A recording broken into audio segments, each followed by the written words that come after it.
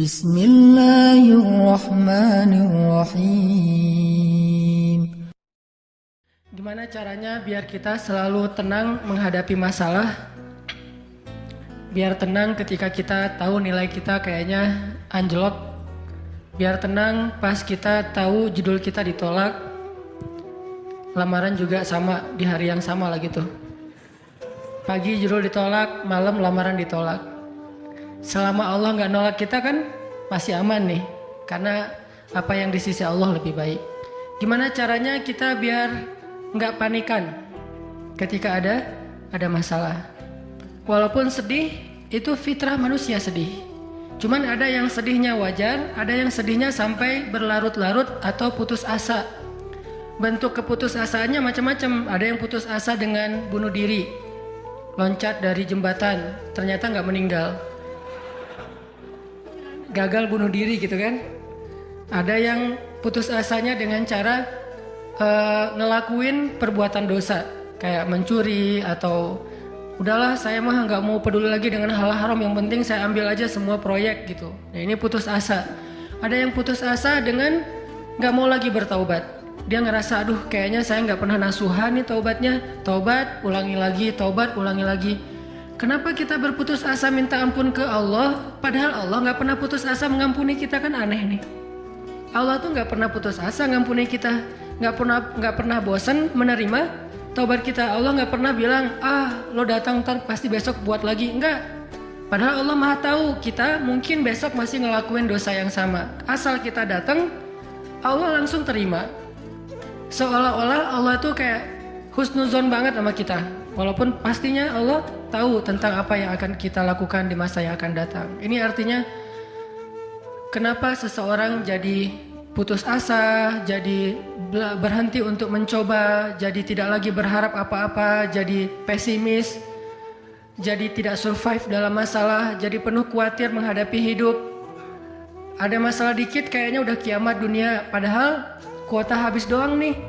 Langsung aduh kuota habis jam 11 malam. Biasanya kan jam 11 itu jam chatting tuh sampai jam 1. Atau jam 11 malam kuota habis, padahal tadinya pengen ngebangunin dia. Iya dia gitu kan. Jam 2. Gampang, pakai aja kuota doa. Ya Allah bangunkanlah dia, tiba-tiba dia tetap bangun. Dia bangunin kita akhirnya. Ini bisa aja terjadi. Yang jelas gimana sih cara biar kita keep happy, tetap bahagia walaupun gak bisa jalan-jalan jauh. Tadinya pengen jalan sama teman-teman, ternyata duitnya gak cukup. Kita lihat teman-teman kerjanya traveling aja. Ke Lombok, ke Batu Karas, kerjaannya keliling aja. Dan kita aduh pengen juga ngeliat pantai, misalnya ke gunung, touring sama teman-teman. Ternyata tapi saya nggak punya motor, saya nggak punya uang, saya nggak punya waktu dan seterusnya. Bisa nggak kita tetap bahagia seperti mereka walaupun nggak ngerasain pengalaman-pengalaman asik seperti yang mereka rasai? Gimana caranya biar ketika kita sujud itu sama nyamannya dengan ketika kita tidur di atas pangkuan istri? Belum ya? Gak tahu sih rasanya. Pokoknya tuh keren banget loh. Salah satu yang bikin saya kalau gak bisa tidur itu tipsnya adalah tidur di atas pangkuan istri. Langsung tidur. Cuman masalahnya susah bangun. Nah ini nih, gimana caranya kalau kita sujud rasanya senyaman itu? Gimana caranya? Bukankah kita selama ini mungkin, kita atau saya lah, pas sujud pengen cepat bangun. Gimana caranya sujud gak bangun-bangun? Pas kita sujud, aduh pengen lama gitu sujudnya teh. Terutama kalau sholat sendiri. Kalau sholat jamaah memang gak boleh. Kenapa? Karena hajat orang beda-beda. Nabi kalau sholat jamaah mah standar-standar aja. Tapi giliran sholat sendiri, itu sampai orang kewalahan ngikutin Nabi. Dan itu bukan cuma Nabi, sahabat juga kayak gitu. Siti Aisyah, istri Nabi itu. Siti Aisyah itu pernah sholat duha kurang lebih 4 jam, itu cuma baca 1 ayat doang loh. Famanallahu alaina wa waqana adzabas samum. Dia baca sendiri, agak keras karena dia di dalam rumah sendiri. Lewat seorang sahabat, lewatin rumah Aisyah mau ke pasar, mendengar Aisyah lagi sholat. Famanallahu alaina wa waqana adzabas samum. Nangis. Akhirnya sahabat ini pergi ke pasar. Dia belanja segala macam, balik lewat lagi rumah Aisyah. Setelah kurang lebih 2 jam, pas dia lewat lagi rumah Aisyah, dia masih mendengar Aisyah membaca kalimat Famanallahu alaina wa waqana adzabas samum. Nangis lagi. Jadi 1 rakaat dengan 1 ayat itu bisa 2 jam, 3 jam yang dilakukan oleh para sahabat. Kenapa kok betah banget? Sama kayak kita betah banget nonton film, betah banget dengerin musik kesukaan kita, diulang-ulang lagu yang sama kan ya. Mungkin 1 lagu itu durasinya sebutlah 2,5 menit, 2,5 menit. Tapi diulang-ulang bisa sampai setengah jam mendengar lagu yang sama. Bukan 1 album, 1 lagu. Kenapa kita betah? Nah, gimana caranya kita juga dapat kebetahan kayak gitu ketika dengerin bacaan Al-Quran. Ketika kita membaca Al-Quran sendiri. Ketika kita sholat. Sampai ada istri Nabi sholat sambil ngikat badannya di dinding. Jadi dia bikin tali ke dinding gitu. Terus dia ikat badannya. Sehingga kalau dia udah gak kuat lagi, dia bersandar dengan ikatan tali di badannya. Saking lamanya berdiri sholat. Coba bayangin, berarti kan semalaman tuh. Kalau udah gak kuat, dia berdiri itu sambil badannya keikat di tali. Dan Nabi melihat itu menangis karena melihat kesungguh-sungguhan para sahabat dan sahabiat dalam beribadah kepada Allah. Dan itu bukan paksaan siapapun. Nabi gak pernah maksa kayak gitu.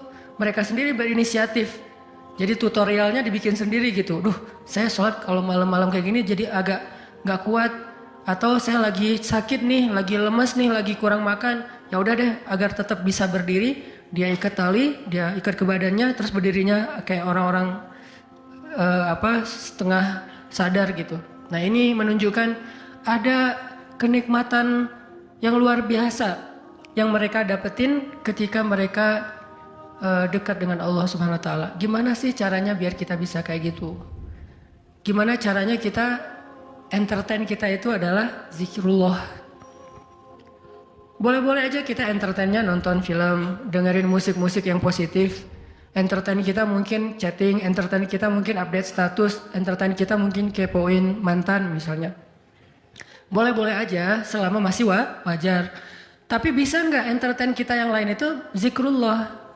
Dengan mengingat Allah kita jadi terhibur gitu. Dan itu entertain luar biasa pahalanya. Gimana caranya? Ini yang kita pengen belajar malam ini, sehingga kita bisa tetap happy walaupun dalam keadaan tadi akhir bulan, dalam keadaan habis diputusin, dalam keadaan ditolak, dalam keadaan bingung, galau, segala macam termasuk habis pulsa. Tetap bisa happy. Pas telepon, pulsa Anda tidak mencukupi. Masya Allah, gitu. Senyum gitu ya. Bukan, kemana nih, apa panik. Biasa aja. Nah, ini kita perlu belajar. Saya juga merasa butuh mempelajari lagi gimana caranya biar bisa ngerasain itu. Dan nasihatnya bukan dari saya. Karena saya juga masih belajar, belum istiqomah amat nih. Tapi nasihatnya dari para ulama yang diambil dari ayat Al-Quran dan hadis-hadis Rasulullah SAW. Nah, sebelumnya coba kita perhatiin dulu kisah tentang ketenangan dengan mengingat Allah tuh kayak gimana. Salah satunya ada di surat At-Taubah yang terkenal. A'udzu billahi minasy syaithanir rajim. Illa tansuruhu faqad nasarahu Allah. إذ أخرجه الذين كفروا ثاني اثنين إذ هما في الغار إذ يقول لصاحبه لا تحزن إن الله معنا فأنزل الله سكينته عليه وأيده بجنود لم تروها وجعل كلمة الذين كفروا السفلى وكلمة الله هي العليا والله عزيز حكيم. Kalau kalian tidak menolongnya, maka sungguh Allah akan menolongnya. Seperti ketika orang-orang kafir mengeluarkan dia dari kota Mekah pada saat dia menjadi salah satu di antara 2 orang yang berdiam di dalam gua, yaitu Gua Thur. ketika ia berkata kepada sahabatnya yaitu Abu Bakar. Dia di sini siapa?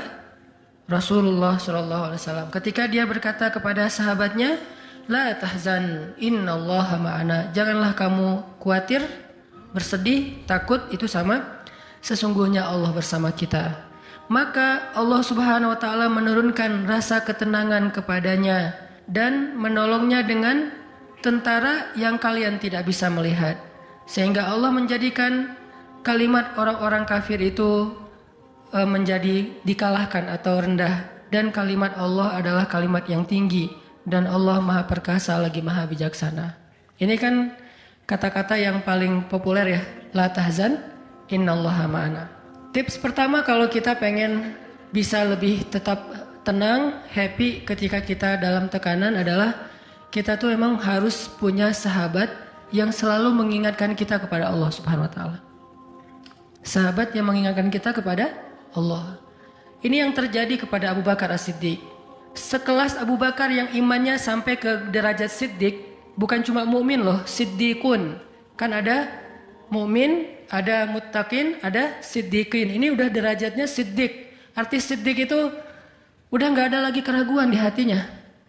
Udah nggak ada lagi masalah sedikit pun. Ketika orang-orang ragu, Abu Bakar tetap yakin.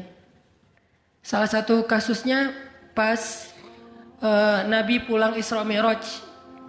Nabi bilang bahwa saya baru pulang dari Palestina dan baru naik ke langit semalam.